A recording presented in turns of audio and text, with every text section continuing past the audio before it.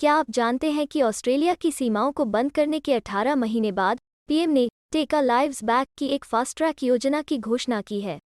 प्रधानमंत्री Scott Morrison द्वारा आज टेक अ लाइव्स बैक की अनुमति देने के लिए आज घोषित एक फास्ट ट्रैक योजना के तहत एनएसडब्ल्यू में वैक्सीनेटेड ट्रैवलर्स के लिए ऑस्ट्रेलिया की अंतर्राष्ट्रीय सीमाएं 1 नवंबर की शुरुआत में फिर से खुल सकती हैं।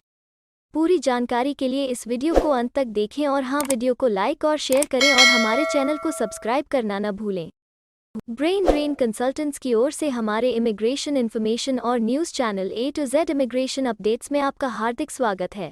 प्रधानमंत्री द्वारा आउटलाइन प्रस्ताव में नए एनएसडब्ल्यू प्रीमियर डोमिनिक पेराटेट के साथ होम क्वारंटीन के रोल आउट को फास्ट ट्रैक करने के बारे में चर्चा की गई है।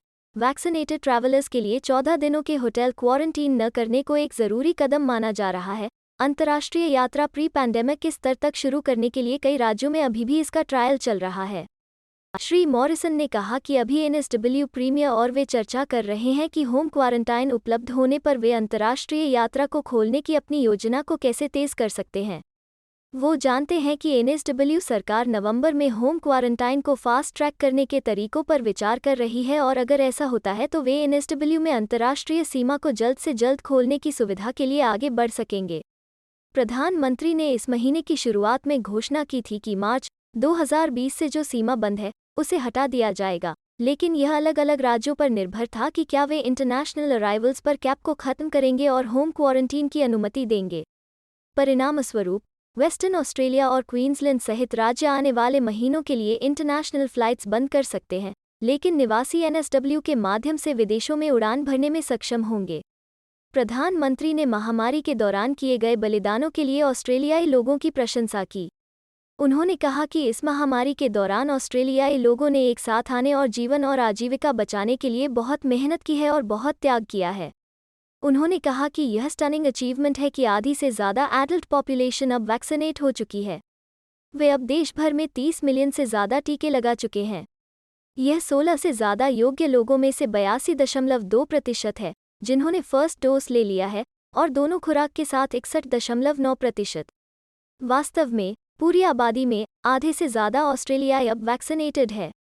देश की राजधानी कैनबरा में 95% से ज़्यादा को पहली खुराक मिल गई है और 72.8% फुली वैक्सीनेटेड हो चुके हैं।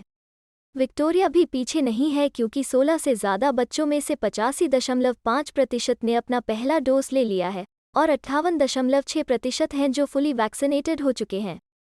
विक्टोरिया की फर्स्ट डोज वैक्सीनेशन रेट अब यूनाइटेड किंगडम की तुलना में ज़्यादा है। तस्मानिया समुदाय में अब कोई कोविड केसेस नहीं होने के बावजूद इसके वैक्सीनेशन लेवल में हर दिन वृद्धि देखी जा रही है और यह पहली खुराक 80% से कम है।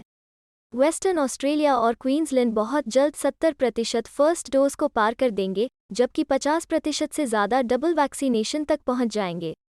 इस महीने की शुरुआत में प्रधानमंत्री ने नए ढांचे की घोषणा की, जिसे राज्यों को अंतर्राष्ट्रीय यात्रा को फिर से खोलने के लिए सहमत होने से पहले पूरा करना होगा। मिस्टर मॉरिसन ने कहा कि ऑस्ट्रेलिया अपनी सीमाएं फिर से खोलने की योजना के फेज C की ओर बढ़ रहा है और अगले महीने उस लक्ष्य को हासिल कर लेगा जब देश की 80% आबादी डबल वैक्सीनेटेड हो जाएगी। लेकिन अंतर्राष्ट्रीय उड़ानें फिर से शुरू होने से पहले कई बाधाओं को दूर करने की ज़रूरत है। उन्होंने कहा कि ऑस्ट्रेलिया न्यूजीलैंड जैसे कुछ देशों के लिए पूरी तरह से क्वारंटीन फ्री ट्रैवल की दिशा में भी काम कर रहा है, जब ऐसा करना सुरक्षित हो जाएगा। अंतर्राष्ट्रीय यात्रियों के लिए नए नियम डबल वैक्सीनेटेड ऑस्ट्रेलियंस के लिए यात्रा की अनुमति देंगे और इसके लिए प्री फ्लाइट कोविड टेस्ट्स की ज़रूरत होगी। इसके लिए मौजूदा अंतर्राष्ट्रीय आगमन कैप को हटाने की भी ज़रूरत होगी जो होम क्वारंटीन के प्रबंधन के लिए लगाए गए थे।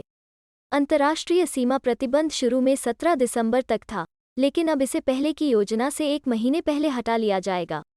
हमें उम्मीद है कि हिंदी भाषा में इमिग्रेशन से जुड़ी ज़रूरी और सही जानकारी पहुंचाने की हमारी कोशिश आपको पसंद आ रही होगी। कृपया कमेंट में अपने सजेशंस और फीडबैक्स ज़रूर दें और हमें सपोर्ट करने के लिए हमारे चैनल को लाइक, शेयर और सब्सक्राइब ज़रूर करें। और हाँ, बेल आइकॉन को दबाना मत भूलिएगा।